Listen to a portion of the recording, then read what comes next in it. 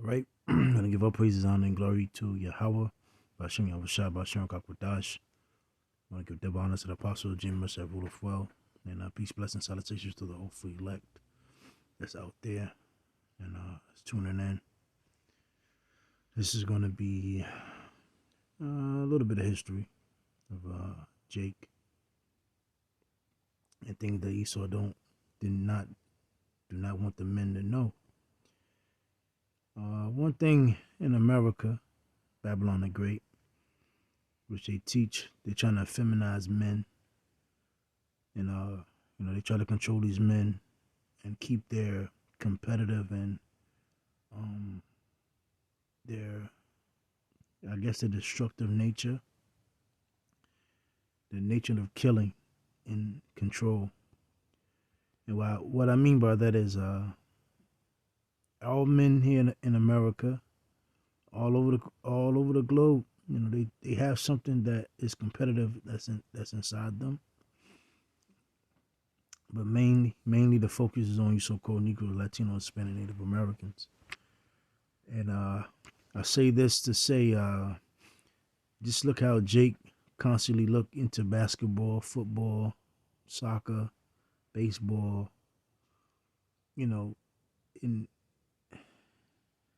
and even everything that's racing, everything. There's a lot of things that's competitive out here. Boxing, UFC. I mean, you name it. Dirt biking. The list goes on. But what they do, they use these sports and bread and circuses to control that urge, that competitive spirit in you, and and can keep you that competitive, that urge under wraps. And this is so-called African American rights movement slave rebellions, which they don't show because they always say men aren't supposed to hate, or men aren't supposed to do this and blase blase. But when a man gets beat down badly, they cheer on. In boxing, if the fight is garbage, they boo. UFC, someone gets kicked in the face real good, people cheer, they shout. Just like ancient Rome, the bread and circus, when men were slaughtering and animals slaughtered them, people would cheer on. Just like you even had the dog fighting, you had the chicken fighting, and etc. It just I'm not. I want to be skeptical in words, but you get what I'm saying. But in this history of ours, so-called Negro, Latino, Hispanics, there were many slave rebellions, and one thing Esau wants to narrate is your focus on not rebelling and going against the system. So they focus your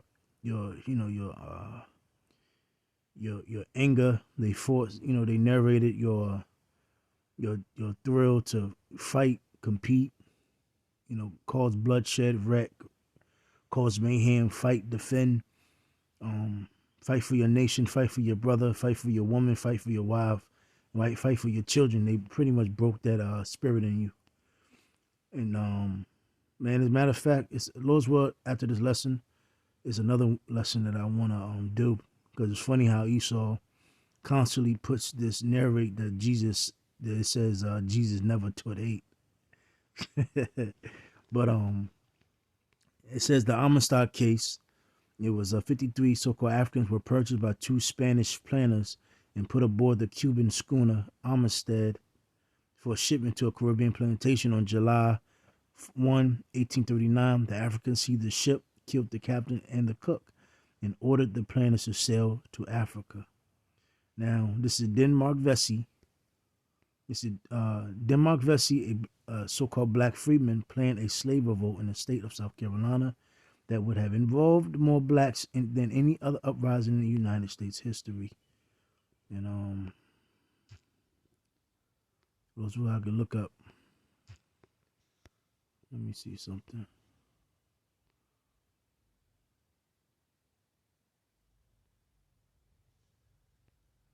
Matter of fact, what's his name? Denmark Vesey. Let me see something I can find some things on him. Denmark Vesey.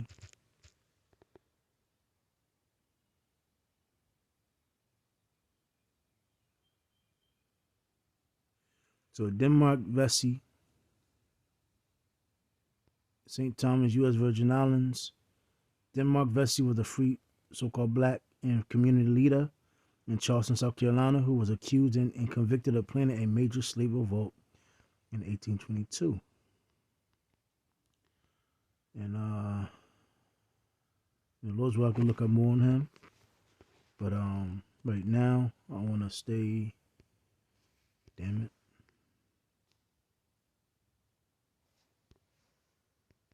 Salaki.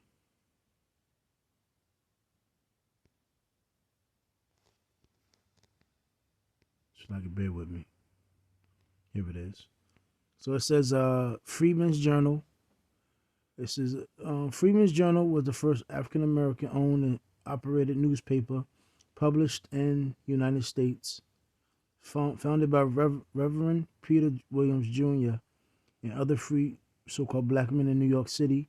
It was published weekly as a 4-page, 4-column newspaper starting with the March 16, 1827 issue.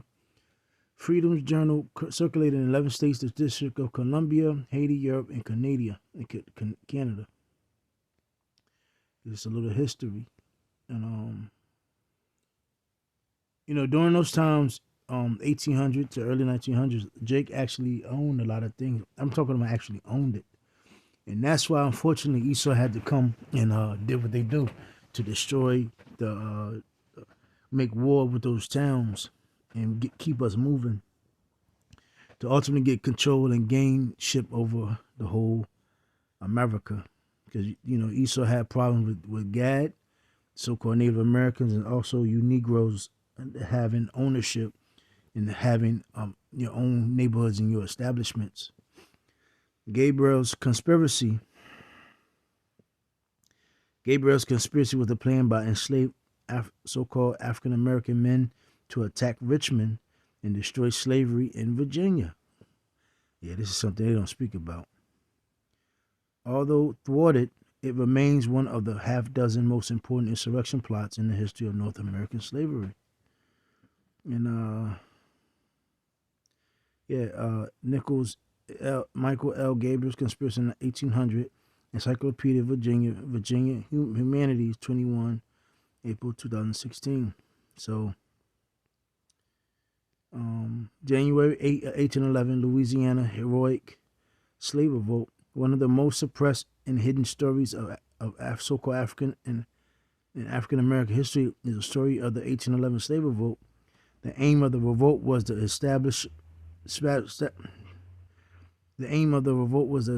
of an independent republic, a black republic.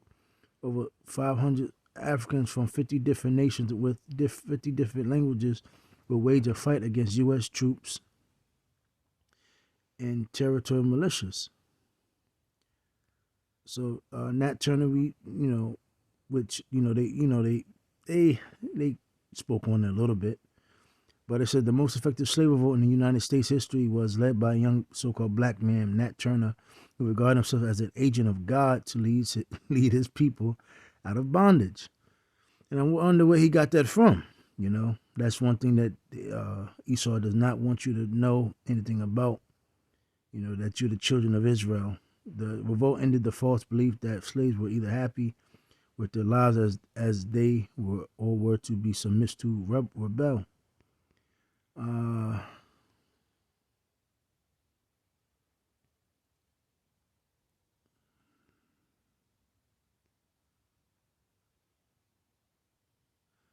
Let me see.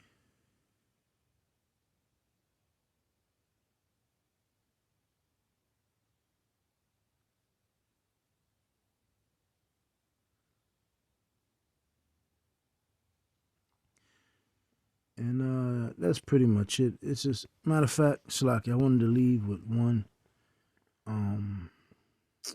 Baruch 2 GMT. That's what I wanted, Salaki. So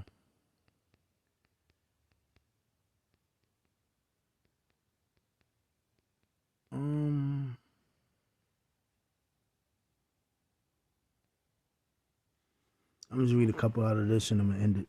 So this is Baruch 2 and 11. You, O Lord, are the power of Israel, who brought your people out of Egypt with great power and with signs, miracles, and wonders. You showed your mighty strength and gained a glorious reputation, which is still recognized today. And is ultimately going to be shown when Yahushua comes back and destroys America. O Lord, your power, because yes, we had many slave revolts, but ultimately the main glory and focal point is going to be given to Yahushua. And then we're going to get our glory, the prophets, that the Lord's raising up in their fashionable stead. So it says, O Lord, our power, we have sinned, we have been unfaithful, we have disobeyed all your commands, but do not be angry with us any longer. Here among the nations where you have scattered us, only a few of us are left. Listen to our prayer, and the ones that really sigh and cry are, is only a few number, because it's been many casualties of war, not prisoners of war, but casualties of war, and many Jake that have really just gave up, and they have become civilized and domesticated here in America, and that's how they will die when all hell's break loose, and when those nukes hit America, they got to die with the Edomites. Listen to our prayer of petition, Lord, and rescue us for your sake, for the sake of your own honor. Let those who have taken us into exile be pleased with us. Then the whole world will know that you are the Lord our power, and that you have chosen the nation of Israel to be your own people. O Lord, look down from heaven and see our misery.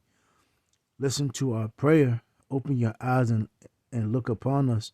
Those in the world of the dead with no breath left in their bodies cannot offer praise to you or proclaim how just you are. Yeah, because they're in a dead state. They're dead. They're mentally dead. Only the living, O Lord, can offer you praise and acknowledge your justice. That's the one third, the elect, the hopeful elect. Even though they be suffering greatly, bent and weak, hungry and with failing eyesight, O Lord, our power, we pray to you for mercy, but not because of any good things done by our ancestors and our kings. You turned your anger and wrath against us, just as you had threatened to do when your servants, the prophets, spoke your word to us and said,